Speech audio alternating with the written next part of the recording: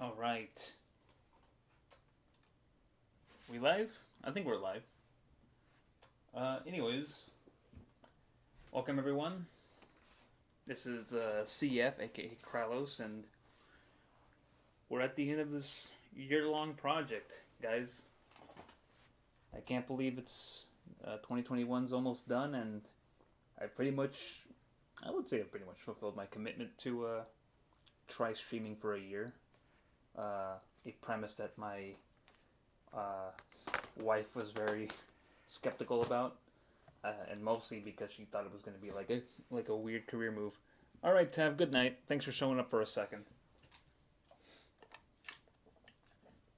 Anyways, where was I? So yeah, it's been a whole year of on and off streaming. Had like a good 3 month move where I didn't stream because of lots of feels bad man kind of moves, which is the end of my first, I guess, Twitch channel, and then the revival of my second iteration of that, followed by just moving on to YouTube and doing this stuff for you people now. So I'll talk about my year in review after I'm done reviewing all these things tonight. So, recent hauls. I got a whole stack of DVDs here and Blu-rays, as you can see. Everything up from this way is stuff that I picked up at the Goodwill recently, actually yesterday. And these two are from the Barnes & Noble.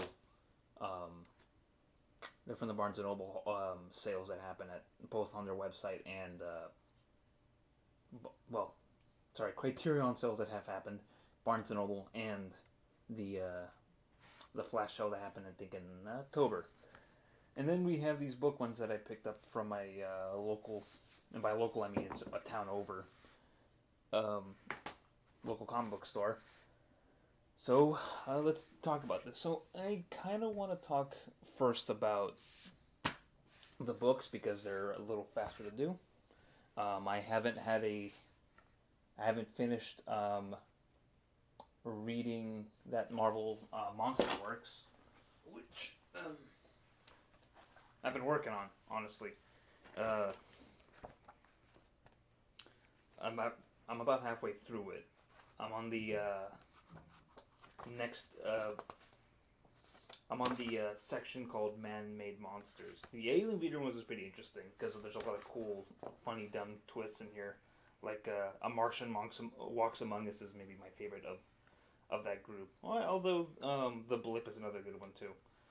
But I like the big twist at the end of A Martian Walks Among Us, which I would love to see as like a short film or something. You got Jingle All the Way in that stack? No, I do have a few of your favorites in there though, Tav. Also, why are you? Also, go to bed. You got work in the morning. Punk ass. But I'm on Man-Made Monsters like X, The Thing That Lived, Van Doom, The Man Who Made Up a Creature, Craw, The Unhuman, and I'm on The Brute That Walks right now. Craw, The Unhuman's really interesting because again, it's another weird twist. But The Brute That Walks is the next one.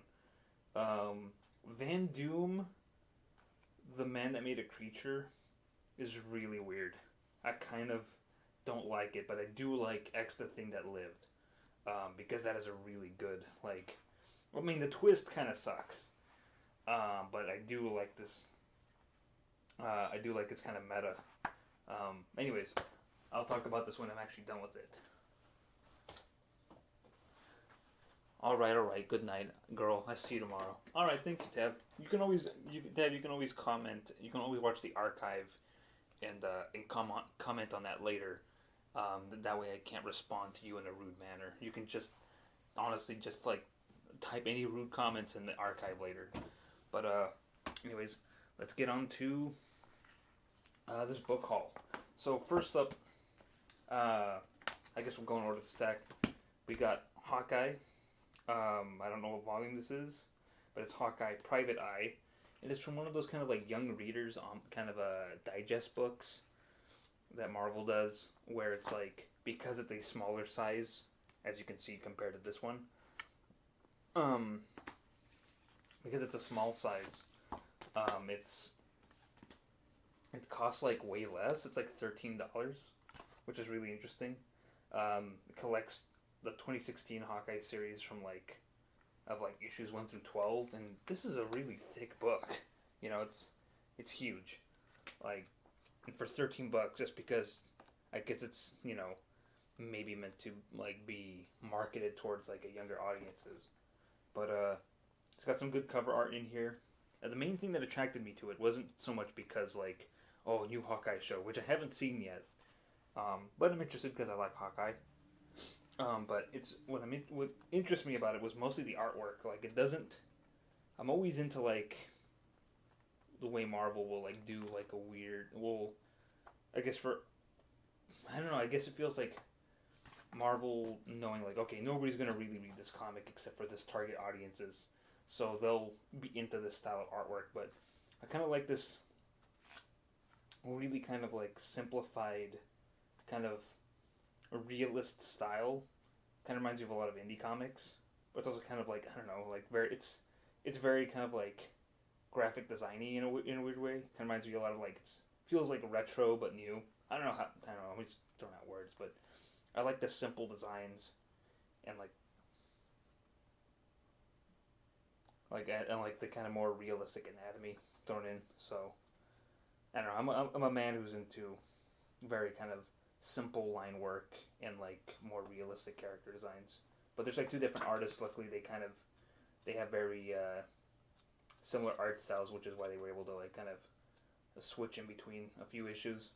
But I like a few of the things. I started reading a little bit of it, but then I realized I had to finish some other books. So this is mostly just a review of why I bought it instead of the actual content of the book. So, moving on to stuff that I actually read, these two, which came in a group but weren't packaged together, so you had to kind of guess where they were part of.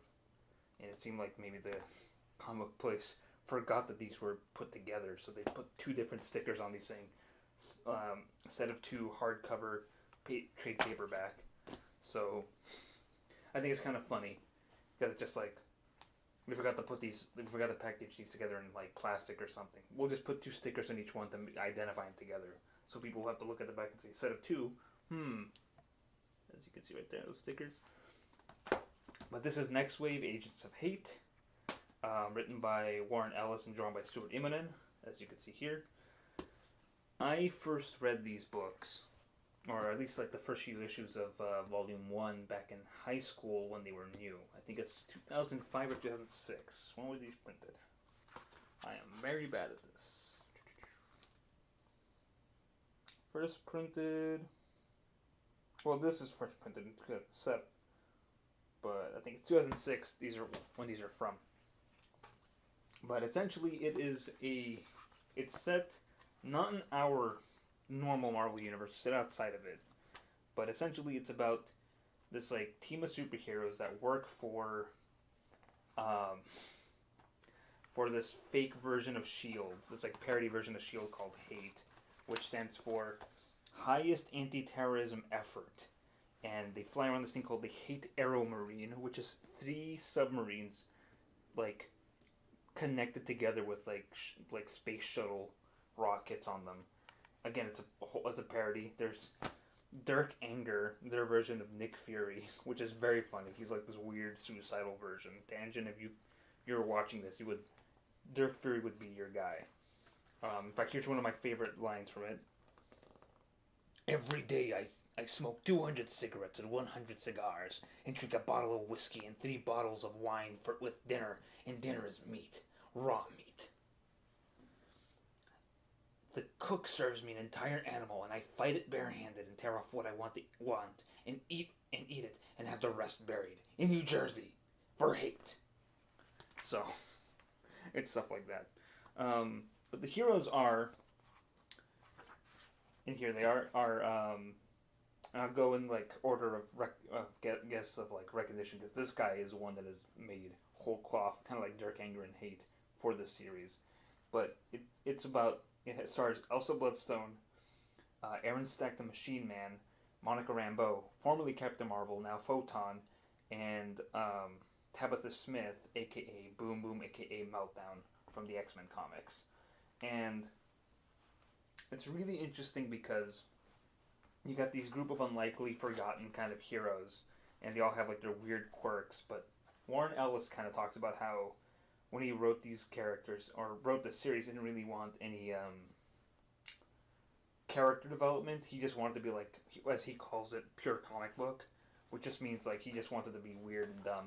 And if you've read any of Warren Ellis' stuff, it's pretty much like a lighter version of stuff that he's written before, although some of the same elements are there. Like if you've read The Boys or whatever, you know where this is going. Um, and then you have the Captain, which is the last one. Now the Captain is a hero who pretty much is like your most. According to him, it's meant to be like the most. He's meant to stand in for every generic superhero who's gone by, who's had like Captain in their name. So the Captain has like the most generic powers. He can fly. He has super strength, and he's like invulnerable. That's it. Like he's every guy who's gone by Captain, and he talks about how he's had other names, but they were all taken. And then he says, well, he just goes by the Captain now because his real name used to be Captain, and then it's expletive. There's like the little skull marks here. So, and because it's 4 little words, and this is a not for children stream, I can just assume his name was Captain Fuck or Captain Shit. So, although Captain Fuck is funny. Anyways, also for the other characters, also Bloodstone, who we was having conversation here.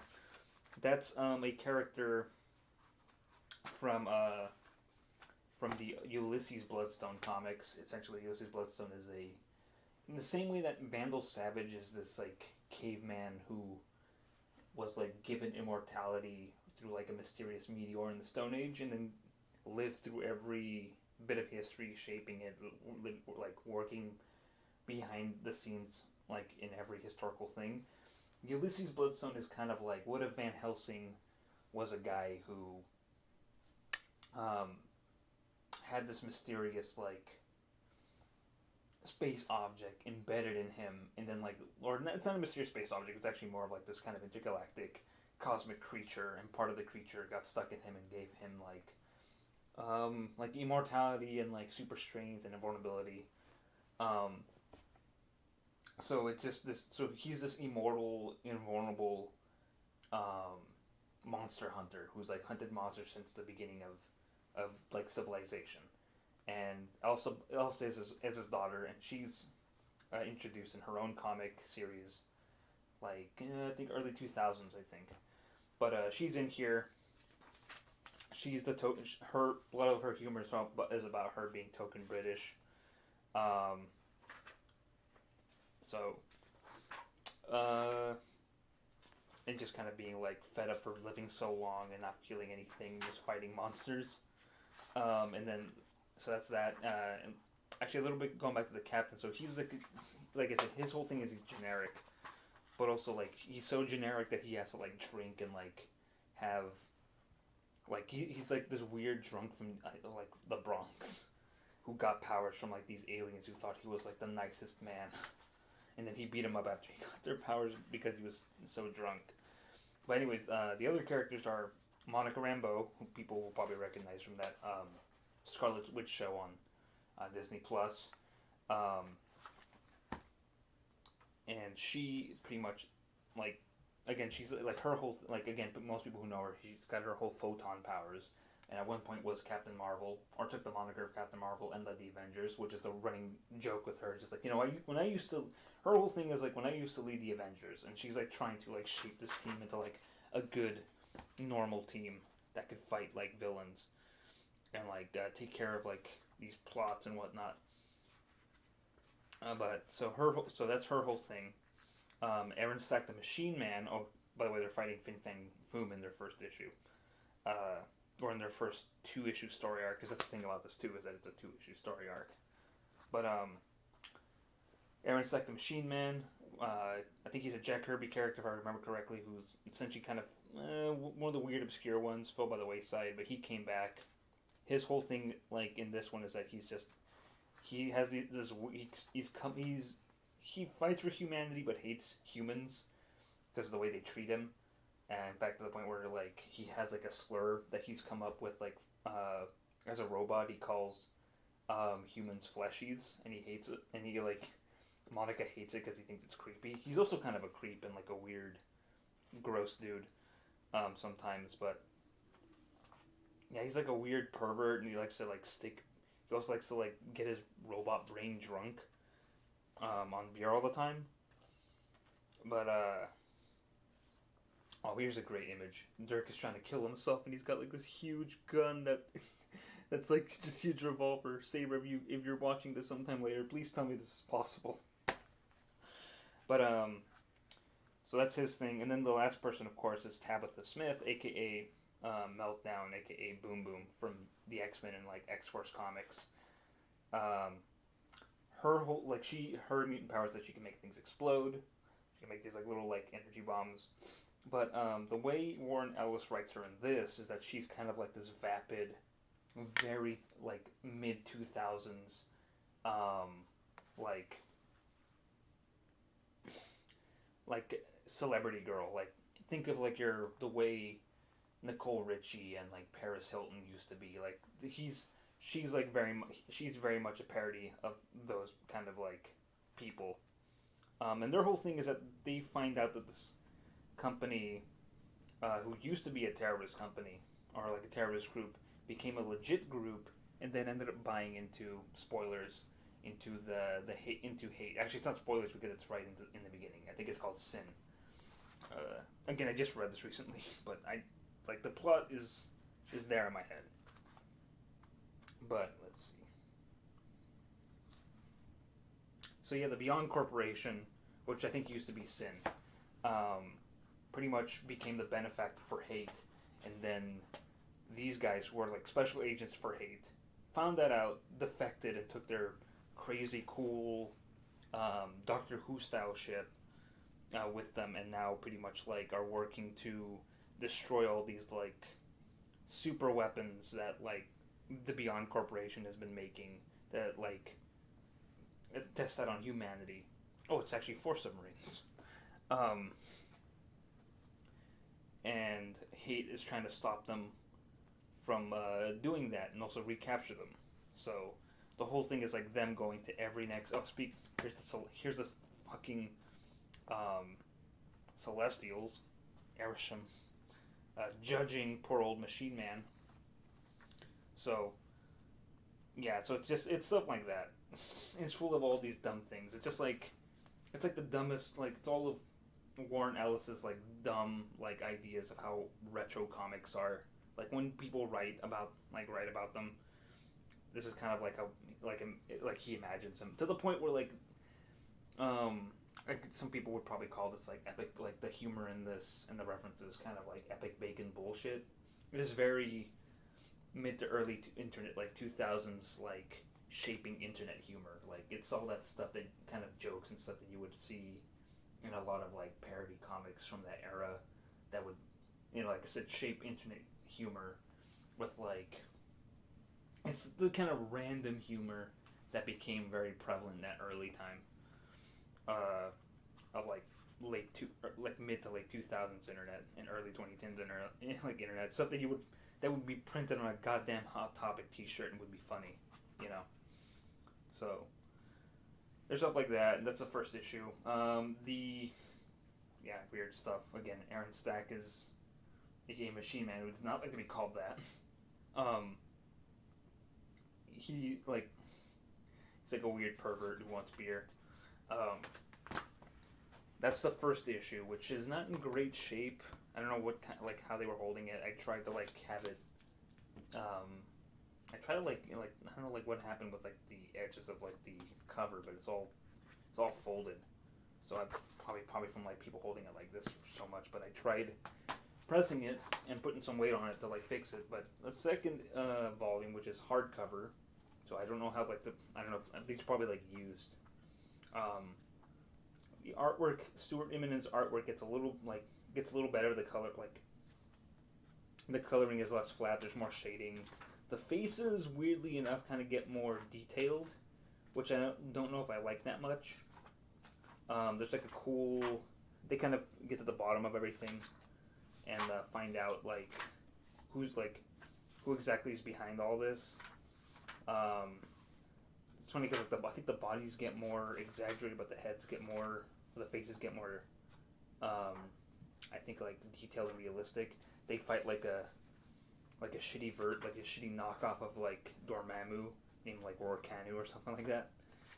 There's a weird part where like they get like this supervillain hits him with like like this weird mind altering beam, which makes him hallucinate their past lives in the style of the comics that they would have they've lived. And I don't know, I didn't see any like other credits for these sections, but I'm assuming Stuart Immonen did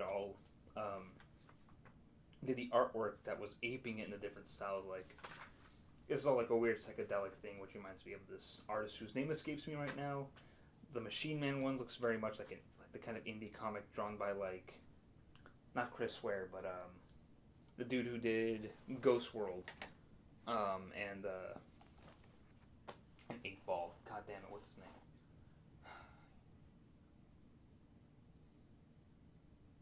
Let me look that up quick. Sorry. I've been out of comic stuff for so long, but I love indie comics.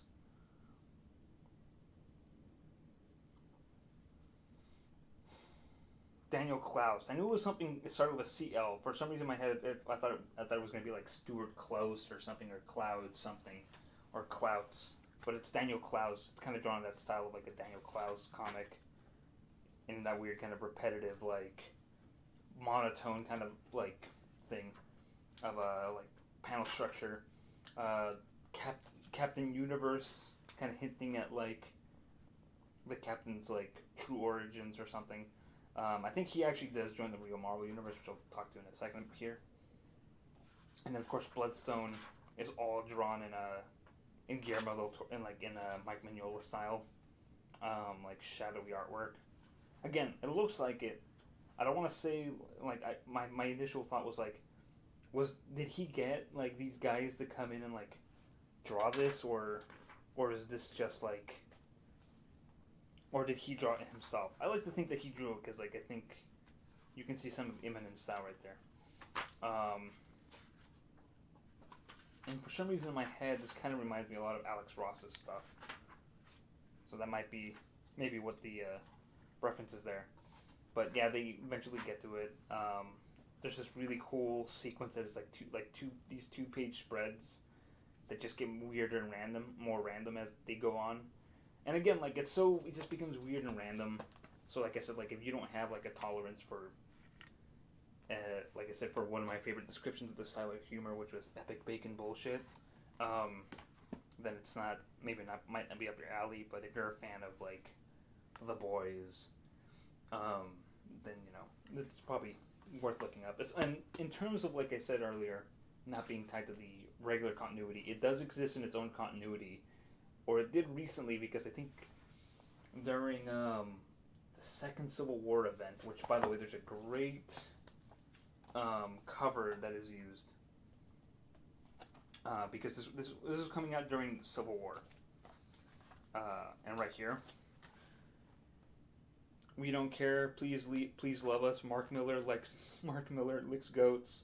Next wave begins to hate. Not part of a Marvel Comics event. Civil War.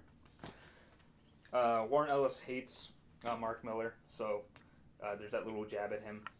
But yeah, so it's not part of regular continuity. But I think the Captain finally got accepted into regular continuity recently.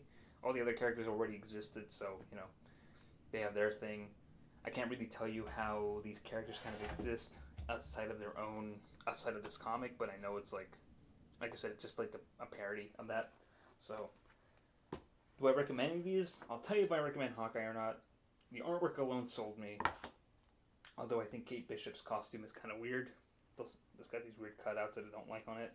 But Next Wave, like I said, if you're into this kind of like style of humor, then it's definitely worth checking out, and I like the artwork. So if you like these, they also each character has like these flashbacks to their to their histories, and it pretty much paints like those. It's kind of those things of like painting these famous characters very badly, like a lot of Monica Rambeau's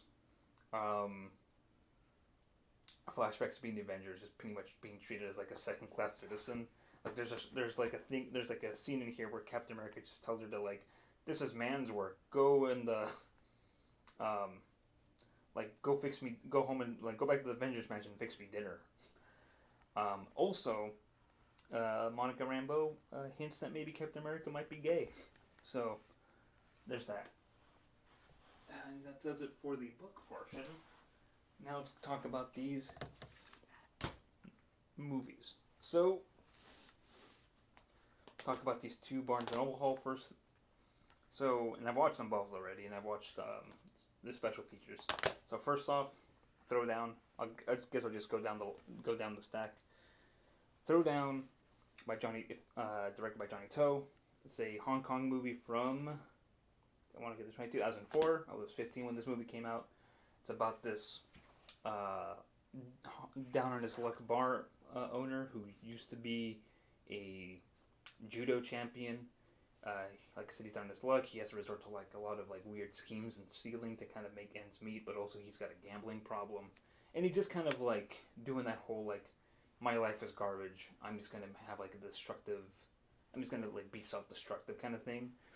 Two people come into his life. One is this young upstart judo practitioner who just likes to go around challenging people. It feels like an anime.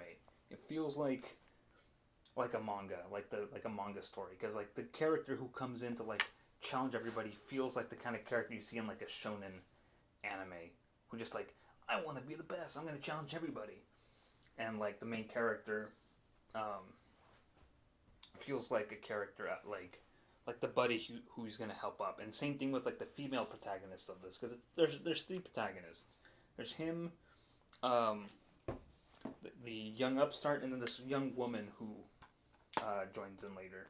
And her whole thing is, I mean, she's kind of similar to the lead, to like the male lead, in that she's just also kind of like going by like to beat up her own drum. And here's the poster that comes with it.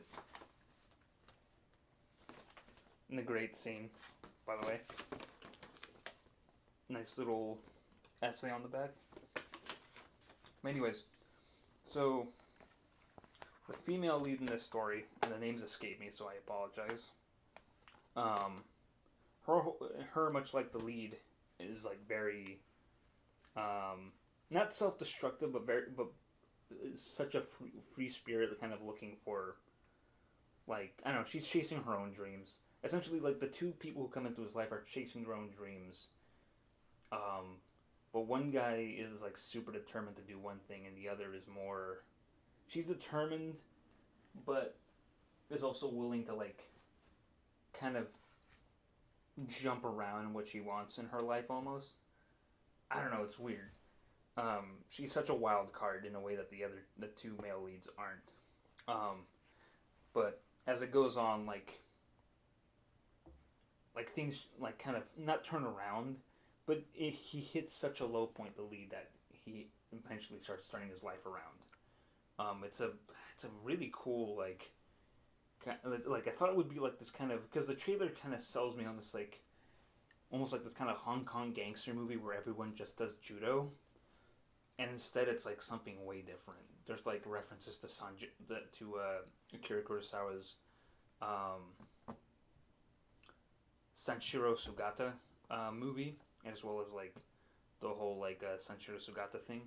And most people who are nerds, video gamers, will know that Sanshiro Sugata would be the basis for Sanshiro Segata, who was the, I think, weird mascot for like the Sega Dreamcast in Japan, who's also like a judo practitioner. I think it's a Dreamcast. It might be the Saturn, or the Genesis. I think it's a Dreamcast.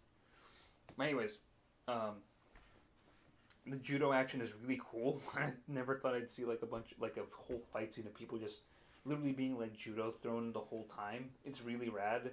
And even the judo showdowns are really cool and dynamic. But that's like really a small part. Like it's mostly about this guy kind of like hitting his low point until like seeing how low this guy can go before he finally starts picking himself back up. And there's a really interesting twist and reveal that is super emotional and like amazing for me. So highly recommended. Go out and see it. I think most of these are going to be high recommendations until I get the ones that I haven't seen yet but want to. So, next up, Incredible Shrinking Man. Oh yeah, for special features, there's an interview with the director from 2004. Interviews with the screenwriter or co-screenwriter, the composer, and film scholars David Bordwell and Caroline Guo. Short making documentary. I was working through these. The main one that was interesting was the one by Caroline Guo, who explains his connections to like Hong Kong cinema and other like films, and like how Johnny To is referencing certain genres and like, well, like the references in it. She breaks down the references, so that's interesting. Next up, Incredible Shrinking Man. Directed by Jack Arnold, written by Richard Matheson, who wrote the I Am Legend, which became what could have been a better Will Smith movie, and what is a pretty good Vincent Price movie, and a pretty weird and kind of cool Charlton Heston movie. So he wrote this based off of his own like novel. Matheson's is kind of like a weird, dark, like genre writer who has like these weird kind of like I don't know. I would say like humanistic messages about like humanity and what it means, like its place in the universe. I like to think. But Incredible Shrinking Man and his wife, they're like on a nice little boat trip on the ocean. A mysterious fog goes in. Wife luckily was below deck when it like overtook their boat. He was on deck when it came in and was like hit by it. And throughout the whole movie, he just keeps getting smaller and smaller and smaller. At first, it becomes like this weird, like, not weird. At first, it seems like it's about like, it sort of feels like it's about like impotence and like masculinity.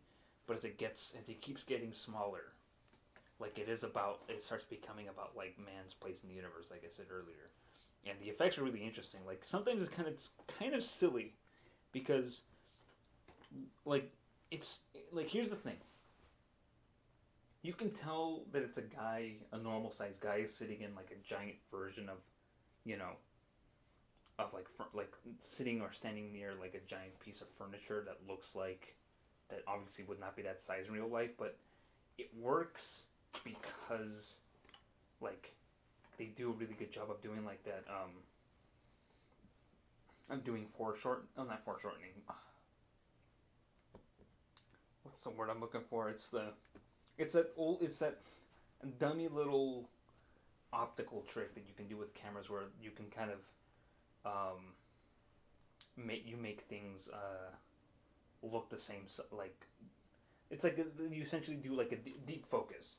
By doing deep focus, having everything in focus, you can make things look like they're in the same, like make things look on the same plane, and therefore like making things that are far away look smaller when you focus them that way. But because of certain things like being in the foreground and the background, you're making them look the same size, the effect works. But in this case, like I said, it looks silly because it's a man who is like a normal man size, sitting in sitting in like a giant thing, and it makes him look kind of like a small child man. It's very funny, and I think that's part of the like idea. Like you're seeing this like fully grown man who's so small, like the size of a kid or a toddler, sitting in like a big ass, like sitting in this like normal sized couch. And I think the effect is meant to be silly, but like that silliness kind of like some more stuff. That silliness is meant to like evoke the kind of like ridicule that he's facing and the kind of shame he feels about being so small. And of course he gets so small that he ends up fighting a goddamn tarantula, as seen in here. Some nice disc artwork, by the way. One of the most famous like publicity stills, he fights a spider when he gets so small in the basement. That's really interesting. Little booklet, it's more of a fold-out pamphlet. Some of the artwork. Design for this is really nice. Yeah, see? But yeah, it's really cool. It's really different. It's very mature, like sci-fi. He briefly has like this encounter with a woman who with this woman who is a little person that works for a um for a traveling circus that's in town. They meet at a coffee shop, and it's really something to see this man who's just like so fed up, who's become kind of this weird media sensation, just walk around in public being smaller than everything. And of course, the optical effects aren't perfect. They're very primitive for what they couldn't do. A lot of I want to call it foreshortening, but it's not the word. A lot of these kind of deep focus techniques. They try to get it like that, but actually, let me look it up before I make a fool out of myself more than I am already. So hold on.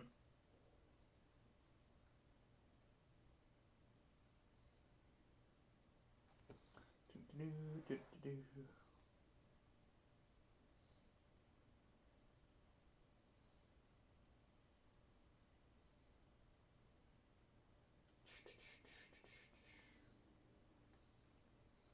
see.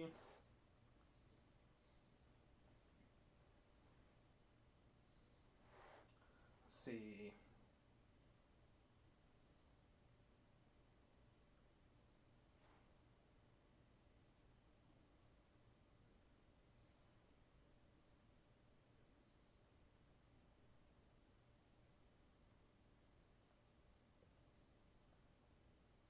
Forced perspective. There we go. I got close. Forced shortening, forced perspective. But anyways, for when they couldn't do a forced perspective, um, for these for when he's outside in public, like they couldn't build a set that's like much larger than him, or they do a lot of location photography. They just have to kind of like use like essentially not blue screen. It's not blue screen. It's this kind of earlier process where essentially they would have him like run in front of like a white background and then kind of like do it's like an optical processing thing. I've toyed with those kind of essentially kind of making like a mask almost. But anyways, instead of doing like an optical printing process, like instead of optically printing him in front of location photography, or instead of putting him in front of like a giant set, they had to do that for a lot of these location shots. And it's really interesting just to have the dude like see him like walk, being like a normal, like looking like a normal sized man, but walking in front of like these normal sized people, but him being so small. Like I said, it's really really interesting, really fascinating. Really like it. But yeah, like it just gets so it's so mature and weird. But anyways, actually before I forget, so the woman that he meets in this coffee shop, this little person, this sideshow performer, so they didn't want to get like a real little person for it, even though there are little people in it, and instead they actually get like a normal size actress and do the same trick with him, like put him and her sitting at a giant coffee table meant to give the idea that they're both the same size and small. So it's really weird when you see real little people show up that are from the circus, like call her back, because it's just like clearly they're not the same. I don't know if it's maybe because like they wanted her, like they wanted the woman that he meets to be more conventionally attractive to like these normie audiences. So they thought like, well, they like they won't find like a real little person attractive. They all look weird, so we'll have to get like an actress and just shrink her down like we did this guy, which is kind of lame. It would have been better. I think if it were made now, they would probably do that. But I think it like there might be another movie that does the same thing that does do that. But anyways, so that's a weird little thing. But I don't know. Like I said, he gets smaller and smaller. It becomes a weird cosmic thing at the end. That spider fight is really cool. It's pretty much the big centerpiece. They have a Chekhov's cat in this. That's really fun. So keep an eye out for that if you ever get around to seeing it, which I do recommend. Do see this. Glad it's finally on Blu-ray. It's kind of one of the movies that like by Jack Arnold that was kind of hard to like get. Speaking of Jack Arnold, special features, which includes a commentary from one of my boys, Mr. Tom Weaver, who I love. I love Tom Weaver. I've listened to his commentaries on a bunch of like old school horror movies, like a lot of Universal stuff, a lot of even the Vol Luton box set, which I still have and adore. He's on there. He's like a great personality. So he's good. He's fun to listen to. And seeing him on a Criterion thing is good. I think he's also on the box set for Monsters and Madmen that they did. That has like great Darwin Cook box art. That has like Karloff and these weird British monster movies in the late 50s by I guess who's these two brothers, the producers whose names I forget. But it's the box set with Quarters of Blood and the Haunted Strangler in him. So he does commentary on that. It's good to see him here, right up his alley. There's a program on like the special effects which I watch, which is really interesting. That's why I know this stuff. Dana Gould is on here, who he's a comedian and like comedy writer, also huge, like famous like monster kid nerd. He's really fun to listen to. His perspective on this stuff is really nice. There's also Jack Arnold Universal, the Director's Cut edition, which is a new documentary from this year about the work of Jack Arnold, who I think is a very interesting director. He did the Creature from the Black Lagoon movies. He did Monster on Campus. He did a lot of good sci-fi movies, as well as some interesting westerns like No Name on the Bullet. He's a really weird genre director. Well, not really weird. He's like very assured, and like I don't know. You can easily pass him off as like a simple journeyman director, just like he comes in and does his job. But I think his like willingness to take the material seriously is what sets him apart. Like he just goes in and he treats it with all the seriousness that you would treat like a normal non-genre picture, which are all genre pictures. Come on. I think my favorite thing from here is probably the 8mm home movie version that they've like transferred and restored on here. Seeing like if you want to get like a Cliff Notes version of the movie, that's cool, and it comes with sound and without sound, so that's fun. So Criterions are done. So this is from yesterday's Goodwill haul. I'll go into these in less depth and more why I bought these. They're all cheap, except they're all under $5. But first up, they have a Blu-ray for Where the Wild Things Are. This movie, it's actually Blu-ray and DVD. That's cool. Oh, it's the combo disc. Oh, digital copy expires 2011. Doesn't work anymore. Dang. There's a bunch of special features on here. I remember renting these when I first had the movie. Actually, I think this is the second time I'm double dipping, because I remember Tav, who adores this movie as much as I do, has, I think, the Blu-ray of this already. But I don't own it, and I want to own it because I want to show my wife this, because I think it's very good. Also has Tav's favorite boy, James Gandolfini, as the voice of Carol, the main monster from this. This movie I goddamn loved when it came out in theaters. I was in art school.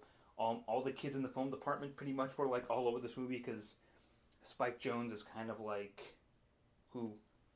That's where Lycan Jones gets his name from, Spike Jonze. That's where they get they were all over this. Anyways, they were all over this movie. Spike Jonze, like a patron saint of also spoilers for the next thing I'm talking about. Of like indie and like kind of art school filmmakers. Most of the kids in art school, quick art school story here, who were in the film department were either going to become like experimental filmmakers or go on to become like indie filmmakers in their own right. So, or indie video makers. So I don't know if any of them actually have started working in like film production stuff, but I hope they are. I hope they're doing better than me. Although there's a part of me that hopes they aren't. But anyways, this movie ruled. Made me cry when I watched it. Every time I see it, it always gets me emotional. I think it really captures the spirit of the book. I think it goes even farther with what the book does. I know Maurice Sendak gave it its blessing, so he clearly likes it. I think they made it right before he died. So, anyways, if you haven't seen it, check it out. Nostalgia Critic made like an interesting video about it in one of his like non-Nostalgia Critic videos, talking about like what was up with it, what happened to it, you know, and yeah, it's a weird movie. I don't like it's meant for kids, but it's also like meant to be more complex for kids.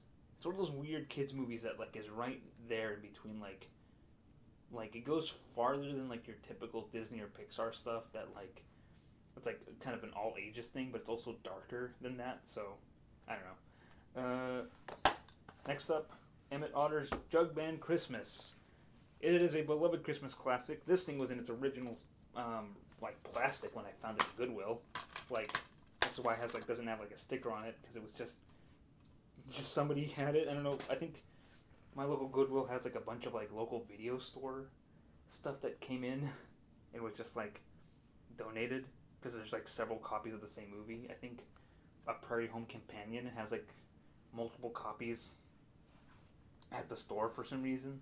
Almost consider getting that, but it's really interesting, or not really interesting movie. Without this special, we don't have the Muppet movie because a lot of the techniques that they pioneered, which I think is like around the time they were still working on the Muppet Show, they wanted to kind of do more advanced techniques with it because I think if this worked, then they could do what they want to do with the Muppet movie, and it worked, and it's cool. The River Bottom Nightmare Band probably has the best song on there. There's a cool behind the scenes stuff. There's a lost song, deleted scenes, outtakes. The outtakes are funny, especially with like which I've seen a few of them on YouTube before. Specifically the trying to get the stupid drum to roll the right way. So it's very fun. It's a cool Christmas classic. It's gonna join my Christmas movie repertoire, which I'm behind on. Jackie Brown, my favorite Quentino movie. It took me a long time to get around to this one, but I always kind of heard it was like of his original '90s work, like that his '90s period, like Reservoir Dogs, Pulp Fiction, this movie. That this is like the one that is kind of considered like for advanced, like for galaxy brains, you know, like this is for like advanced studies. Just like, oh yeah, it's easy to like Reservoir Dogs, it's easy to like Pulp Fiction. Everyone likes Pulp Fiction, but Jackie Brown, that's a different animal. That's him.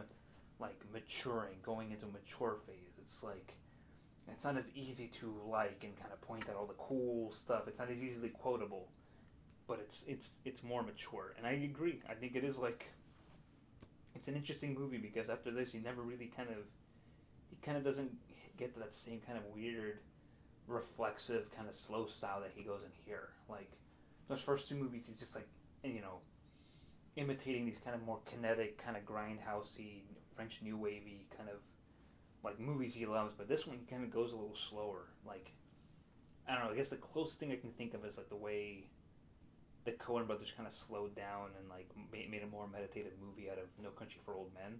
That's kind of like Quentin Tarantino here, but essentially, it's also his first movie where it's an adaptation. This is an adaptation of an Elmore Leonard novel. This box is absolutely filthy. You can see all the like things, so good thing I'm vaccinated, otherwise I'd be very sick. Cool little bullet holes here. The whole shebang. De Niro's got a great mustache in it. Oh, look at this. Mini poster. Also, Robert Forster is great as Max Sherry. Also, perfect time to watch on Christmas. So it's perfect. I forgot that this came out on Christmas. Probably the beginning of like Tarantino's. Probably the same. Did it harder at like Tarantino's like 2000s era filmmaking with like Kill Bill and Inglourious Basterds, especially like his grindhouse work. That probably hinted harder at this than anything else. Little cool booklet back when these things like it's a whole special edition. It's like Criterion level. A special edition. The Perks, the film. Very cool.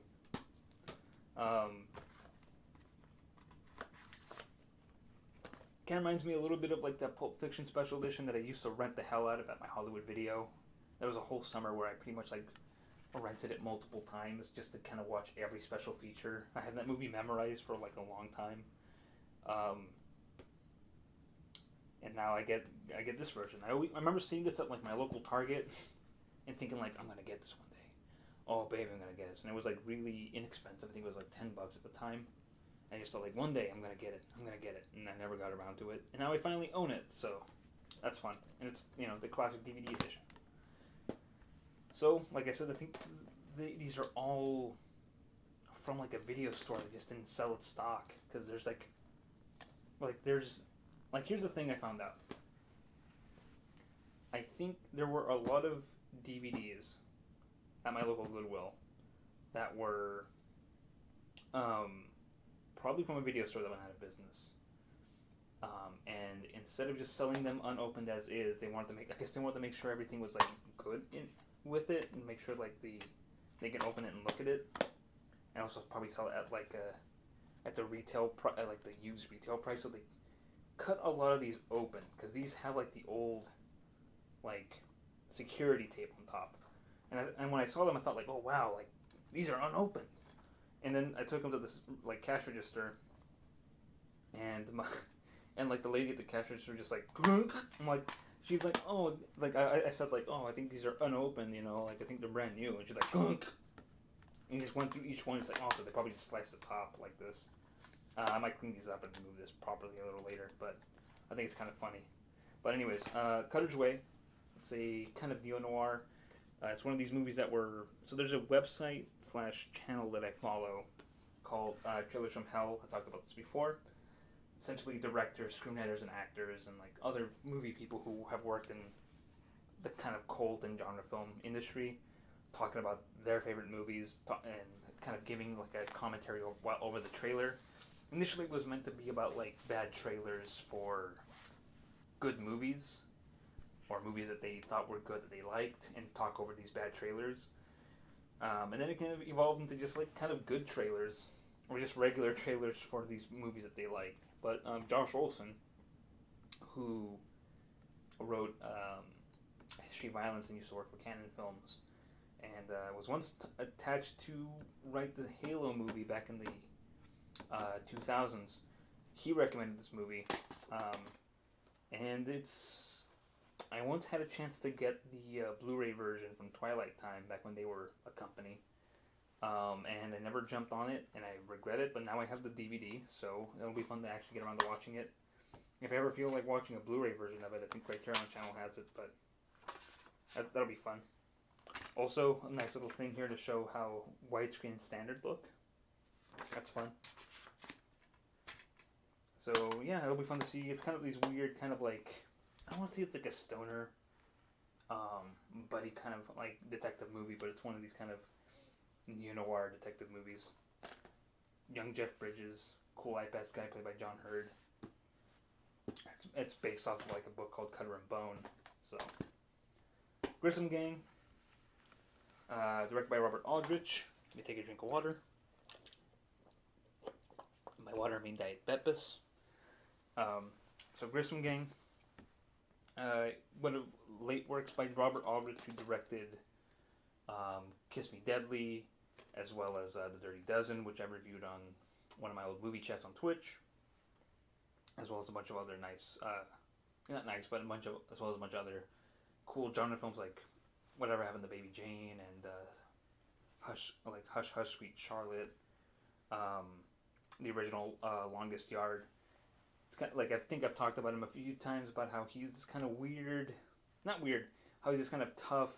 I always say weird, but he's just like your classic tough guy director who made these like kind of mid to like low budget, I would say like mid budget genre films with like different actors, usually in an independent or studio way. He usually works in studios, but always has like this kind of angry violence about like people kind of chafing against the system. This is based off of like a book called, I think, No Flowers for Miss Blandish.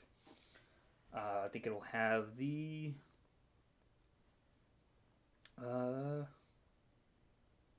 no, it doesn't have the name of the novel it's based off, but it's based off of a novel by James Hadley Chase. But there's a really bad British adaptation that came a few years before this, but I guess Robert Aldrich decided to like do his version of it, and it's really weird and 70s and colorful. I think it's in the 70s. Ignore that. Come on,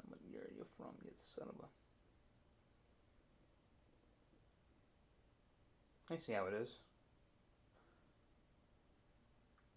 Well, it's like, anyways, it takes place in like the 30s and like 20s, and it's like one of these kind of gangster movies. It's about a kidnapping that goes very bad, and there's some like really nice like decor there. It's one of those like it's from that era of 70s movies.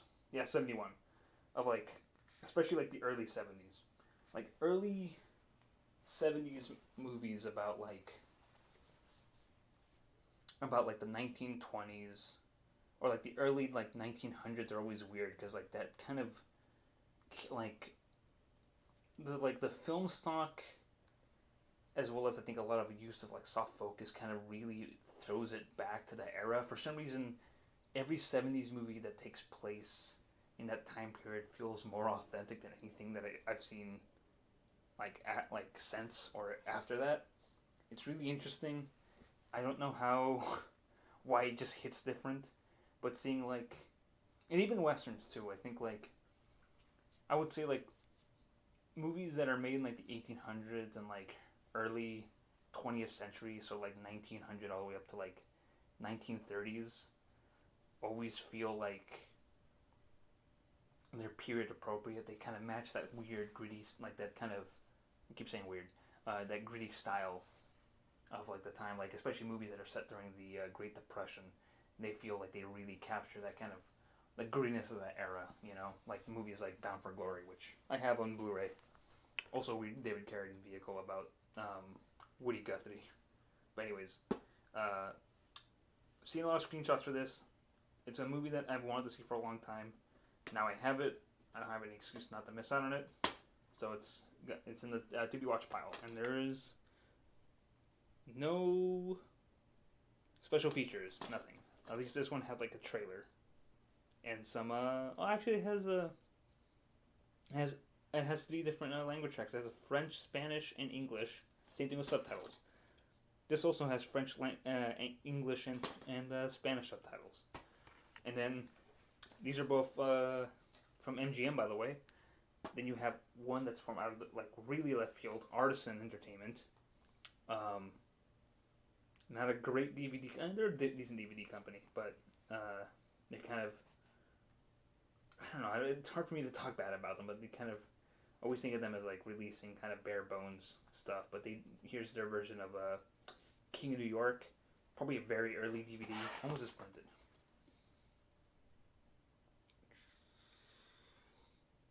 2000. Dang.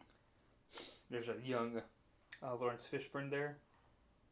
Hehe, gonna get you, boy. Anyways, Christopher Walken plays a drug lord, comes back, takes over New York. Directed by Abel Ferrara. He's known for movies like The Driller Killer, which is kind of his debut movie.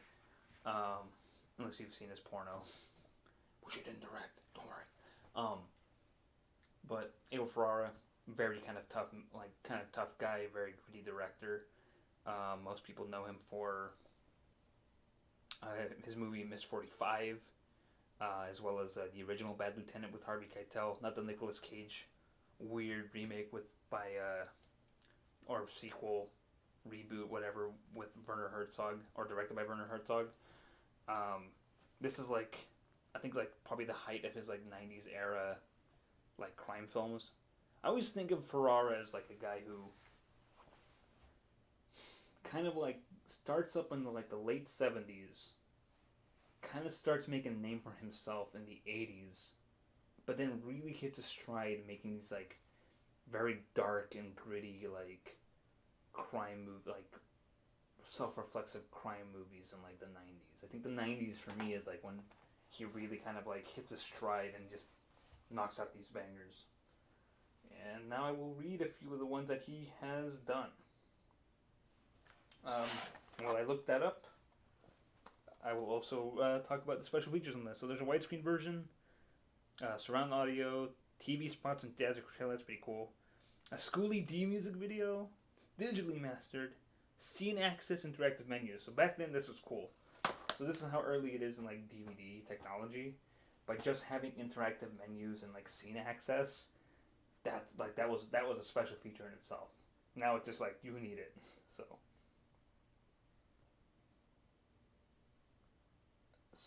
let's see. I don't want Abel Ferrara. I don't want Abel Fernandez. I want Abel Ferrara. Who, by the way, came out with a new movie this year, by the way. Alright, so... Yeah, 79, Driller Killer. 81, you have Miss 45. He does... And then in the 80s, he does Fear City, The Gladiator, Crime Story, China Girl. Which is not the same China Girl from, like, that Vinegar Syndrome put out a few years ago. Which is a way different movie. The Loner, Cat Chaser, and then 1990, which is this. You get King of New York, and I think that's the beginning of, like, that really strong period of, like, these kind of indie... Because he's mostly an independent filmmaker. Because that allows him to do, like, these kind of gritty, like, not mean, but, like, what does it all mean? What was it all for? Kind of crime stories. He does a pretty good, like military-industrial complex critique version of Invasion of Body Snatchers titled Body Snatchers. Bad Lieutenant comes right after this movie. Dangerous Game, The Addiction, which is a cool vampire movie. Of course, The Funeral, which is, I think, probably the apex. Because this is, like I said, this is the beginning, but I always confuse this as coming later than The Funeral. But The Funeral, I think, is, like, the main, like, the kind of height of his powers. And then after that, he kind of goes a little bit off the ground, like Nero's Hotel and whatnot. But his most... He did a pretty good movie with Willem Dafoe called Pasolini, about the final days of Pier Paolo Pasolini, who directed Salo. But he did a pretty good movie called Tommaso 2 years ago. But yeah, he's just... he hasn't stopped, but his movies are kind of off the radar. So if you want to talk about independent directors, that's the guy. Oh, hey, Mango. How's it going, Krylos? I wish I cut the part where you reviewed those Marvel comics, lol. When Danjin releases Borf Blu-ray, I'll be sure to review that. Sire. Oh, of course. You have to tell me about. I'd have to review it. I have to make sure you guys did a good version of mastering it. Did a good version of, like, I have to review the special features. Otherwise, I'll be upset. If the Borf Star Blu-ray doesn't have special features, like an Easter egg where you can watch the porno version of it, I'll be upset. But yeah, don't worry, man. Don't worry, Mango. You can always, like I said, you can watch the archive. Those Marvel comics are at the beginning, and those will be fun. Oh, cool! These bots are back. Like I said, those will be cool. You can give me your thoughts about whether or not you want to read those Marvel comics. But yeah, this is actually kind of towards the end of the stream, though. So, anyways, that's King of New York. I think the thing for me is, like, this is probably one of the last ones I'll get around to watching, because, like I said, Ferrara is very heavy.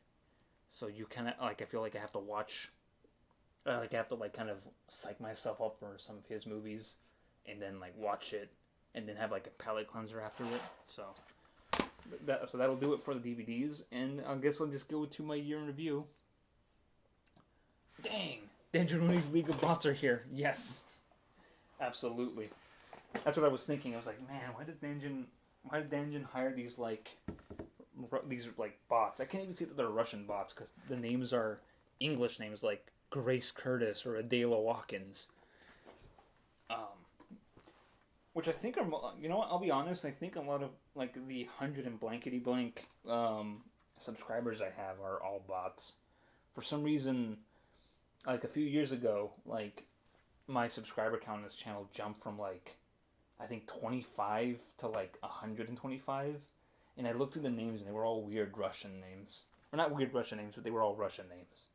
And I thought, like, I think somebody bought a bunch of, like, fake followers or subscribers, but then didn't get the name right. I think they just ended up in my place. So, I don't know, I feel like all these, like, Russian bots who showed up, like, subscribed to my channel just, like, by accident. So I've just been watching those slowly disappear and dwindle. So anyways, so it's the end of the stream. I just want to talk a little bit about this year and my whole little weird goal of streaming for an entire year, becoming a streamer for the year essentially. Uh, are you ever planning on doing a collection showcase so we can get a good look at your sexy bookshelf full of DVDs? Yes, I am. I'm actually gonna get to that because I thought I had a few more streams left in me before the end of the year.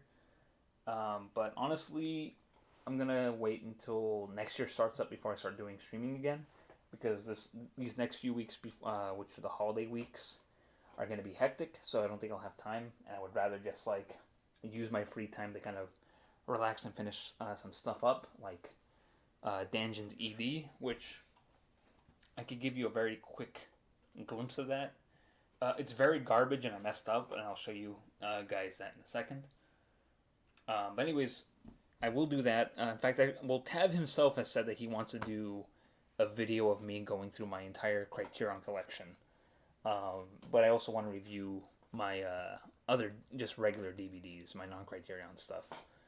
But anyways, so actually before I wrap things up, I think I will show you guys what I've been working on instead of streaming sometimes, or after I'm done streaming.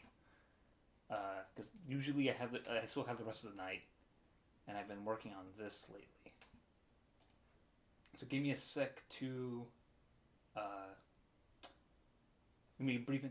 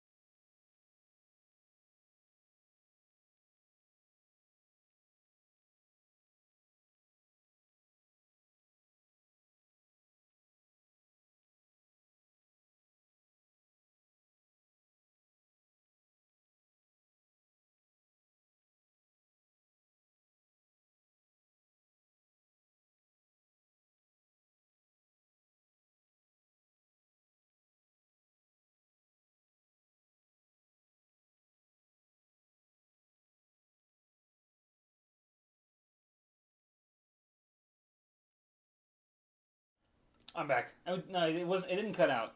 Sorry, guys. Don't worry, Mango. It didn't cut out. I just had to do a brief intermission. But this is what I've been working on. So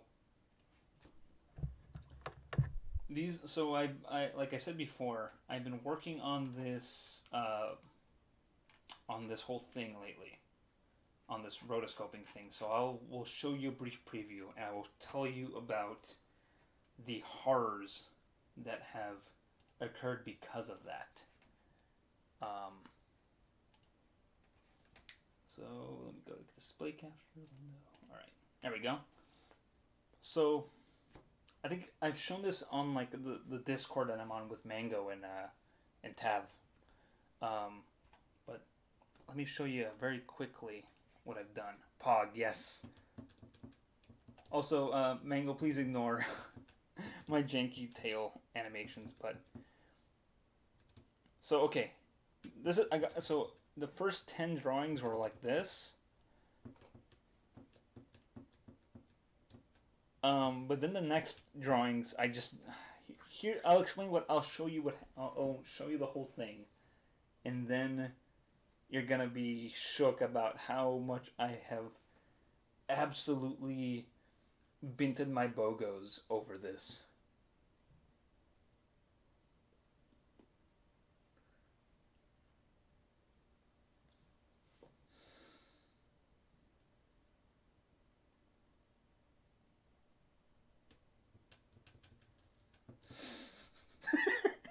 It's kind of interesting to see John Travolta's face. Garf's face over John Travolta. And then Arlene's over, what's her name's? This I'm very proud of. They're like love just turns them in. I don't know. I don't want to spoil too much, but here's what happened. So there was a process. There was an idea. Damn, Gar's looking snazzy. Thank you. Here's what happened. So, I wanted to do this in a... That cut is long. Yes, I know. I know. Here's what happened. And this is my new nightmare. This is my Freddy's nightmare that's happening. What film is that original clip from? It's from Saturday Night Fever, which I also recommend. It's that disco movie whose soundtrack sold like the highest ever. But it's from Saturday Night Fever. It's like I said, it's a disco movie. Most people remember it for its cool disco dancing and making John Travolta a star, along with the movie Grease. But people forget that it's a very dark and gritty movie about like people in New York who turn to disco dancing as like the only means to escape from their shitty lives. Yeah. But anyway, so here's what happened. So I was trying to figure out how to animate this. I told Danjin I wanted to like rotoscope this, or like, all right. Well, this came about from a prequel idea I wanted to do for Garfield, and in this prequel, it was going to be about how Garfield met Arlene and their romance, and eventually leading into the relationship and how Garfield and the relationship changed based off of what happened in the Stand Wars, which all take place before Borstar. And essentially in my head, Garfield meets Arlene at a disco that he goes to with John and Odie back when they were all friends, and he meets her. Initially, he only meets her because he's trying to flex on John about how easy it is to like get girls. So he proves his point by like asking Arlene out, and she like reluctantly accepts because she's like a wallflower and she's shy. But Garfield also happens to be not only king of the Sunday funnies but king of the dance floor too. He knows how to cut a rug. As a bit of a joke, they cut to like a trophy cabinet that's like inscribed to Garfield on it as like a dancing champion. The saga also makes her an incredible dancer. But anyways, I wanted to do this whole dance scene when their first dance to be like this reference to this like dance scene that I love from this movie. And I think my first... I don't know how I was going to do it if I were to do it in like the classic Garfield style. But essentially what was going to happen was I was going to just, I guess, do it in the classic MS Paint Garfield style, and maybe just probably do like a kind of butchered, like minimal animated version of this. And then I just kind of shelved it because I thought like, I don't know, I don't want to make more Garfield stuff, even though this kind of lives in my heart or whatever. I shelved it. I thought like, no, I just shouldn't. I don't want to go down that road again. So I think like enter my streaming days, Danjin asked me about this. He asked me if I want to do these EDs. I do the ones that, of course, you saw the watercolor stuff for, and I get like he asked me if I can do 2 EDs. I do the watercolor one, obviously, and then the second one I think about what I'm gonna do. I think he and I kind of spitball about like maybe rotoscoping it, because in my head I've always kind of thought about rotoscoping it. I had a whole plan. That plan being I was gonna take my other monitor that's more janky and just like put a glass panel on it, tape it, and then do it with tracing paper and just trace it. Do it by hand. Is this going to be the next episode of Borf, or is this being shelved for a later episode? You're going to have to ask Danjin, because he's the one who commissioned these. So it's up to Danjin to... He said these are supposed to be EDs, but there's no way in hell it's going to be like done for the next episode of Borf, because it's going to be crazy to explain what's going to happen here. So I tried a lot to figure out how I'm going to do this. And then I finally kind of go back to my initial thing of like, what if I just do this in MS Paint? And I looked I look for ways to see like, is there a way to like trace and just be done with have like the image like because there's no layering in MS Paint. But I've seen people do tracings on it, so like I look around, it's like, how do you do that tracing stuff? How do you do this? And I find the trick, and it's very interesting and very cool and very simple. But as I started working on it and figuring out ways to kind of make it go faster, I realize that it's taking too long to draw this and then do the process where I eliminate the underlying image.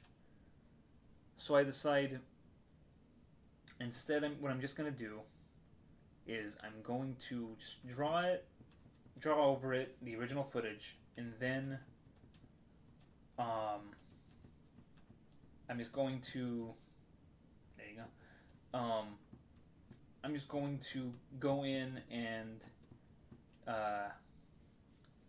do the process after I'm done drawing it. So I pretty much go through the whole thing. Oof, I can't believe you're actually doing it in MS Paint. Yes, this is where this is the heartbreaking part. So get ready for this like horrible, sad story. So I'm doing all this, right, in MS Paint. Fucking getting my bogos minted in this. I finally fucking finish it, and this is like taking like me forever and like hurting my hand. It takes me like all of like goddamn October and like November to finally like work on this over like various weekends and like my off days. So I'm just working on this and watching like shitty horror movies on the side. Have you tried looking at an app that imitates MS Paint so you don't have to die from pain? Lol. I thought about it, but I don't know. I never really thought about it. But here's the thing: it's already done. So I did it. It's done. But here's the problem. I ran into when I finished it, and that's the fact that like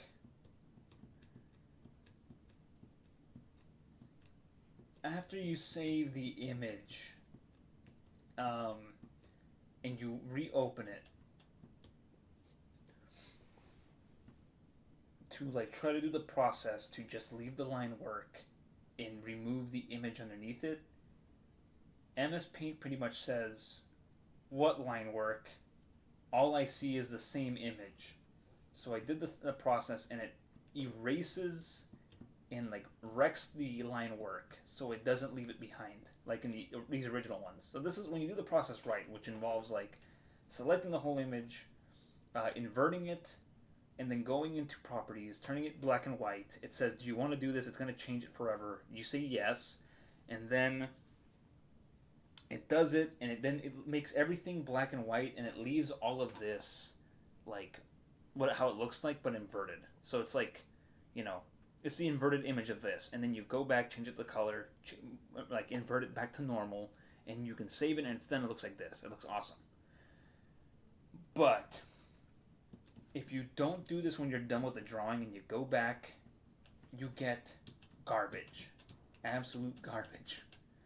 Luckily, it just looks like a bunch of nothing. It doesn't save, it doesn't recognize or save any of the line work you worked your ass off to like get right.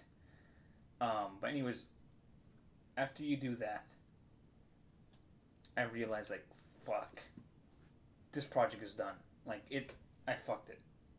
Like I can't save this project. Just shit. I'm gonna either have to start over again or just like give up on this and do a shittier version that just still images for Danjin. Who cares? It's an ED anyways. So I was ready to give up, and then I realized like, you know what? Instead, I'm gonna go into my other drawing app, which is Krita, and see if there's like a way to like just use color to like select just the line work from the original like art, right? From the original image. like just go in and like go into like Krita and go like, all right, bloop bloop, select only the black from this, and hopefully everything else will just like not be selected. So I'm just like selecting the line work. It does work, but it also kind of like selects these darker images here. So it's imperfect, but I was able to find an also imperfect way to like make this work, which is this. So what I do is I go into Krita, I erase all this, and then you can't see it on here, and it's also not perfect erasure, but I also go in with like a white brush and kind of like rough out the brushings, because the way this is gonna look like in the end is gonna be very kind of painterly. So I thought I was gonna be fucking done with this and be able to like move on and like hand it in the dungeon before the end of the year, or at the very least beginning of January. But now I have a whole new step in the journey to go. But I'm just trying to finish this so I can move on and do my next, like, never have to work on Varsar again. But also, this thing taught me one, I don't think I like animating that much, actually. As much as I've had fun like doing these experimental animations this year with the stuff that I've done with like paint and all that, I don't think I like it. I think I realized like, you know what, I'm not one of those people who are blessed, who have the drive and love for animation. I think the drawings are fine. I think I'm a decent artist, but I would rather do comics or even just go back to my like filmmaking stuff that I'm more used to. I think I might just have to do that, because this taught me, even if I'm just tracing every goddamn image from that like sequence, which by the way, I changed the frame rate to 12. So when I export it as an image sequence, it's way smaller than it would be, because if it were 24 frames per second, I would be dead. But this is 12 frames per second. So yeah, after, like I said, after this, like this thing is the thing. Like I know it sounds sad, and please don't feel sad for me. Do not feel bad for me. Do not feel sad for me. But this is the thing that is making me retire from animation. I think actually having to do some hardcore, even if it's just rotoscoping animation, this is the thing that's going to make me retire, because one, and I'm going to switch back to my let's see, where is it? Now switch back to this. I want to show you the Neanderthal tablet that I'm doing this on, because you guys are going to be shocked at the machine. I talked about this before. I think I maybe showed it before, but Danjin knows about this like old thing, and we've had a discussion on it on the Discord. But this is the thing I draw this on. Every MS Paint video I've made, everything I've drawn on, even the stuff that isn't in MS Paint, I've done with this. This is every digital piece of artwork that I've worked on, that I've made, has been drawn on this old ass bamboo Wacom tablet. Well, how old is this thing? When did I get this from? I don't even know how old this thing is anymore. Yikes! Yeah, lol. That's understandable that you're tired. That you're tired from animation. Yeah, I'm not only tired, Mango, but I'm retiring from animation. Like I said, I think like this year, I think trying out these different things kind of made me realize that I like animation. I like the idea of working on it, but I think in practice, I don't think I'm an animator.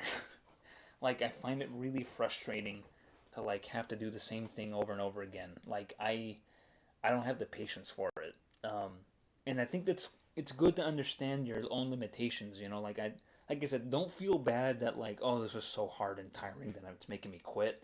I think I think for me this is more of like I think this is the thing that made me realize that like I said, I'm an animation enjoyer, but not an animator, and I think it's fair to accept that and like realize that like you don't have the same drive that an animator, someone who has an interest in animation, has, and that's okay. I think it's fine, because it shows to me that like I tried this out, I made a few things, I found my own path, but I also realized like the paint on glass stuff, or even like the other animations I made this year, have shown me that like as much as I like I said, the idea of it, I think working on it and also working in these different styles just shows that like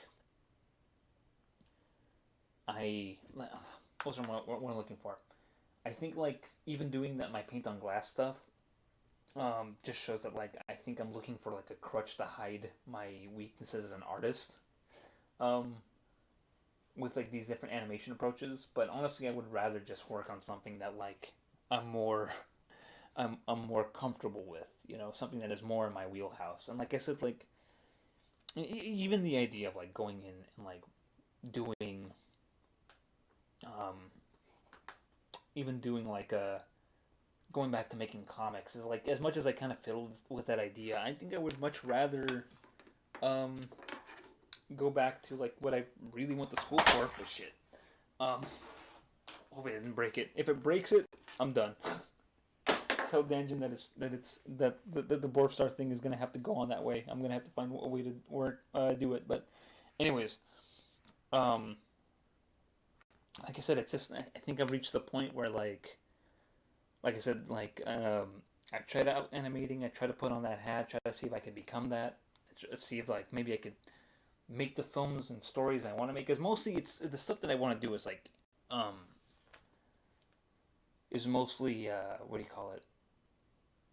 Like it is narrative stuff, and it's stuff that I would have done live action if I was still in art school and had like my group of like of collaborators to work with. But again, they're gone now. I'm away from them, and now it's just like I want to see if I can do what I want to do in other mediums to tell those stories. But I think doing an animation myself like that, I think has shown that like it's fun to do it in like my dumb little like MS Paint slideshows, like those kind of storyboards that I've done with my Pearl series and Bar Star, of course. But I think to do my original stuff in that style, I think is just like I don't like really working on a Wacom tablet. I don't want to like um, invest in like a good one with like a screen where I could directly work and it feels like I'm working as I'm working. Um, I think I would just rather maybe like go back to stuff that I'm more comfortable with, which is all my camera stuff. Like I was kind of like I'll do a more in depth stream of this, but I want to show you exactly what I mean.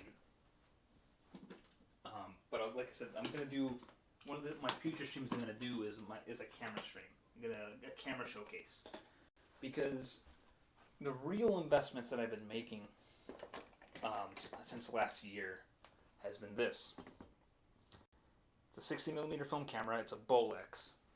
So this is like the ones that like if you want to get to making like 60 millimeter films, especially experimental ones, you kind of go for this model because it has all these cool little like tricks and for like taking like for doing animation and like cool little effects. It's a cool little camera that lets you do everything. And I finally bought a new one, or not a new one, but I finally found one that works, and actually it's a custom one because all the other ones don't have this like little shutter here. But yeah, finally, I used to have one of these. I ended up selling a really good version of it because I moved away from 60 millimeter and started doing Super 8 stuff. But but like I said, I want to go back to this, and I feel bad for having all this stuff and just having it as like a collector's item. But I was even considering, because this does single frame, and I could just put it on the same thing that this is rigged to, this camera's rigged to, and doing it like that, which I still might. But I want to go back to working with this stuff. So I definitely think that this Garfield animation has definitely reinforced the idea that, like, you know what, I'm not really much of an animator. I could be if I tried hard enough, but honestly, I don't feel like trying. I'll leave it up to the Mango Overdoses and Dan Gennarunis of the world. They, they have the passion and drive for it. I kind of don't. I think it's fair. Like I said, I think it's good to recognize your limitations and to try everything and realize that this isn't working. I don't want to do this. That's fine. I'm an adult. So, yeah. So I wanted to share that, and as I said earlier at the beginning of the stream, this is definitely going to be the last stream I'm going to do for 2021. I think streams are probably going to slow down a little bit in the coming year.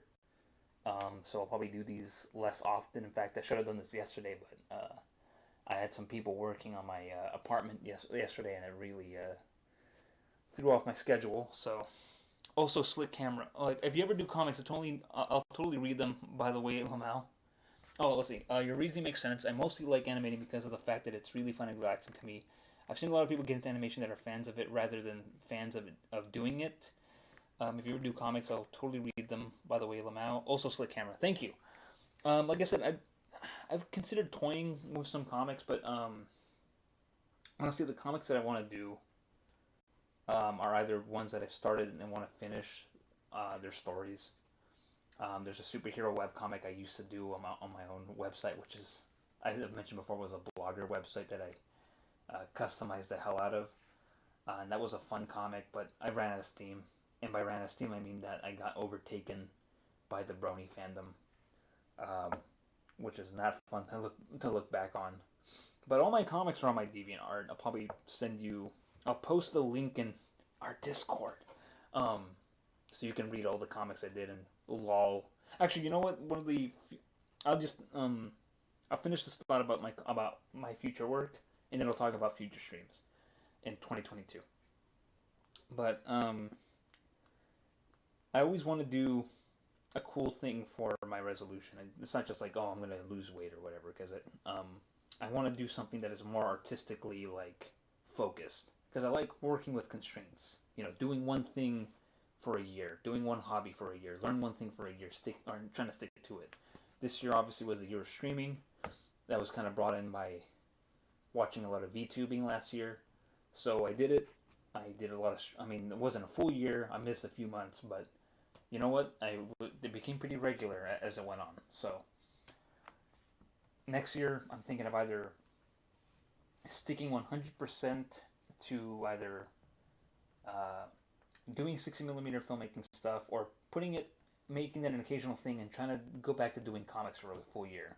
So I'm still on the fence about it. 60mm filmmaking isn't going to go away. I am actually going to a convention next month, and I have a roll of 60mm film that I've been saving and preserving in the fridge for half a year now. So it's about to finally see its day in the sun, because I found a laboratory that can still develop it at like a decent price. It's like 400 feet, so that'll be fun to do, and also try to like re-roll onto rolls that won't destroy it.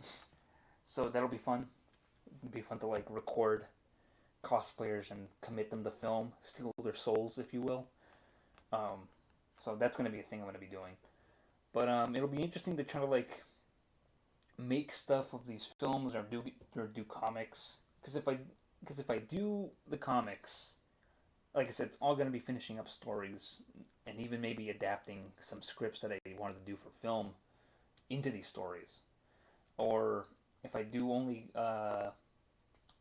my filmmaking stuff, it'll be interesting to kind of have some ideas, including some like essay films that I don't know. I kind of want to do that might be like a take on like these essay videos that people have been making in the past few years, but like do it as God intended them to be, which are essay films.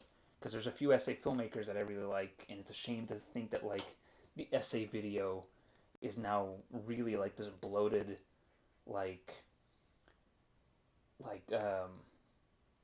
hour plus like videos on YouTube about like stuff essentially only nerds care about, and instead I would rather do these short form essays on actual film and use like filmmaking techniques, and instead of like making like these documentary what people pass off as like video documentaries. I want to do something creative. Roger Moore of all people said that like the key to a good documentary is just try to make a movie out of it. You know, you want to make like a good narrative with your documentary. You just don't want to present facts, information, and like images. You want to tell a story.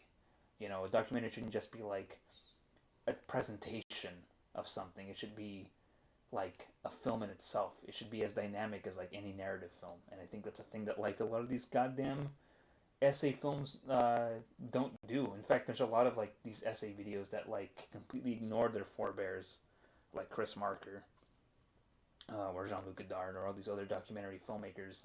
And it'd be nice to like kind of bring back that dynamism that they brought, or the experimentation they brought. So a lot of my return to filmmaking, or want to return to like filmmaking, comes from this pretension and like wanting to go against the way things are presented now. But so let me finally talk about streams. So 2022, like I said, streams are going to slow down. I did this because, like I said before, I wanted this was my challenge for this year, to become like a streamer. Like I said, it sort of half worked out. I cut down the video game streams because I found other things that are more interesting for me to do. Like, I think video game streams are only fun depending on if you're picking an interesting game. And I think playing something like Rumble Rose has just made me cringe and feel embarrassed for doing it in front of a live studio audience.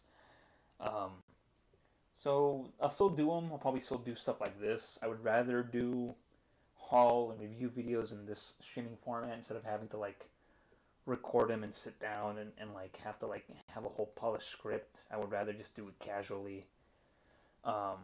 Just kind of diarrhea my thoughts out for you people. I think it's a better format for me. I feel better when I do it this way instead of having to like something that's more structured. So if I do streams next year, so for my streams next year, it'll be stuff that I couldn't fit in this year. Like, I'll do a whole camera showcase stream. I think my DVD showcase stuff will be more videos, and I think will be collaborations with Tav, because he's the big, like, you guys gotta see Krylos's DVD collection, because it is soft. You know, it's crazy. It's crazy. And if I do start doing comic stuff, that will probably be like a definite thing you guys will witness. You'll see me do like process videos or process streams of me working on like a single page. So, because like I think the main thing about like next year and returning to comics for me is going to be whether or not, or like where to publish my comics. You know, if it's going to be on like, because I have an Instagram. Mango, you follow me on there. I know a lot of people that make comics publish their stuff on Instagram. I have a DeviantArt, but I feel embarrassed about about promoting it because of like I had this. I looked at this conversation about like where like good places to publish your art, and most people seem like just do DeviantArt, and somebody brought up the whole fact that like DeviantArt is fine and it does a good job of being like a good gallery and presentation for your artwork, but its reputation is in the toilet. So it's very sad to know that like a website that like does a really good job of being like a place to like upload and promote your art, unfortunately has had like a bad reputation as like a fan art website and a furry art website. So even serious artists who put like really good and original work on there have to like essentially have like a fan base built in already to kind of like have people going back and visiting it. Because like I said, it's really, like I said, it's tough. Like, you know, bless DeviantArt for being around this long. But yeah, it's never gonna get away from its like its infamous reputation, you know. But I consider Twitter. Danjan says don't go there, but then Danjan also I don't want to turn this into another put down Danjan stream, but I think Danjan experiences a lot of the shitty parts of Twitter. I think if you just curate it to your the way I don't know, I curate my YouTube a lot, but every now and again things that I don't want to see pop up, which is when you get my weird mods about the state of like video making on YouTube or whatever. But like I said, I've considered Twitter because I know Twitter does pretty good. Like I've experienced Twitter having pretty good like preserving some pretty like the way things get uploaded. Yeah, DeviantArt is treated like a joke nowadays, even though it's definitely got its good people. Yeah, that's what I mean. Mango, it's sort of why I wanted to stick with like YouTube because like for all of YouTube's problem, at the very least, you can find stuff on there. You can build an audience on there. And you can build an audience on DeviantArt, but it's like hard for people to like discover you and treat you seriously. And then like again, it's like you have to go to like places like Instagram or like I said, Twitter.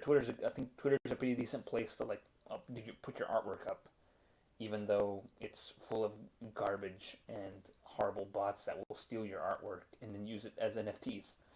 Um, but luckily people don't steal. As far as I know, people haven't stolen whole comics as NFTs, and I don't think people would want to steal my stuff. In fact, I think I've jokingly told myself that one of my goals is to make work that no one would like and no one would want to steal, and that's the way to. And only the people who enjoy it will be the true heads. But I know it's like I said, it's just a joke. But yeah, so right now, like if I do comics, that'll definitely be the focus for a lot of future streams. And it'll definitely be.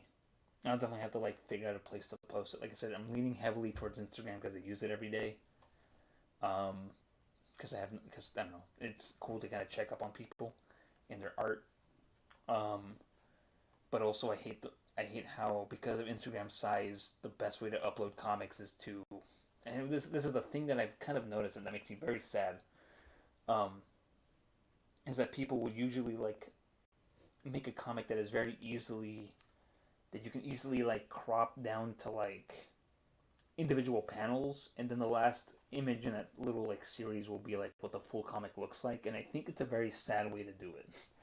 I mean, it's on one hand it engages people to like swipe around to like enjoy the comic, but at the same time, it also like completely breaks the whole comic format of like pages. So like I said, Twitter might be the place I might have to start uploading stuff to, as well as my DeviantArt. So it all depends.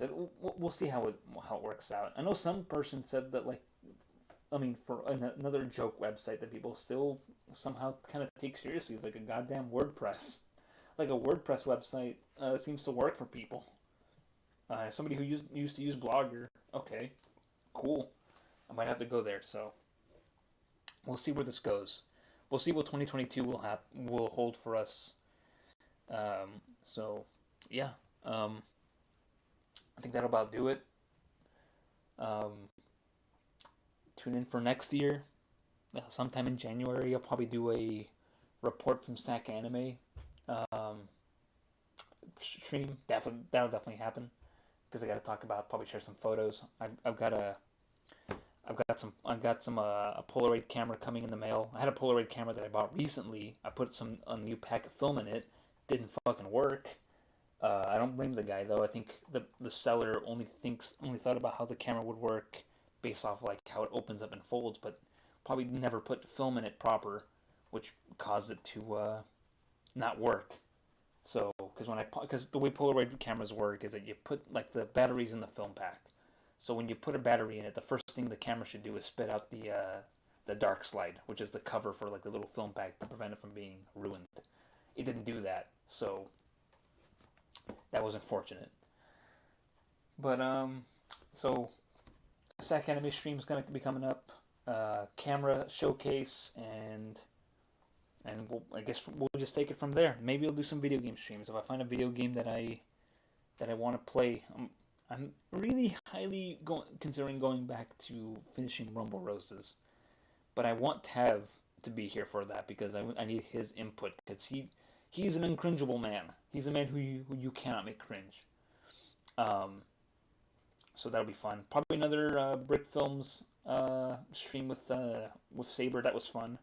I hinted at maybe doing even like a Star Wars discussion stream with them.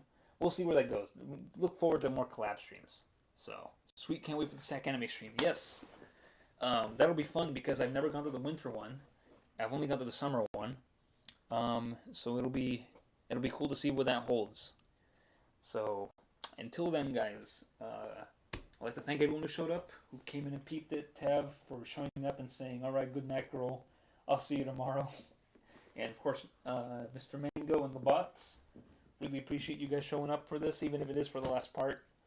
But I'm glad you guys showed up, and I'll see you guys in 2022. So, until then, I'll see you when I'll see ya. So I will see you. And as boomers hate to say it, happy holidays, everyone. Hope you have a good one out there. Tell Santa I said hi. Give him some of that good milk.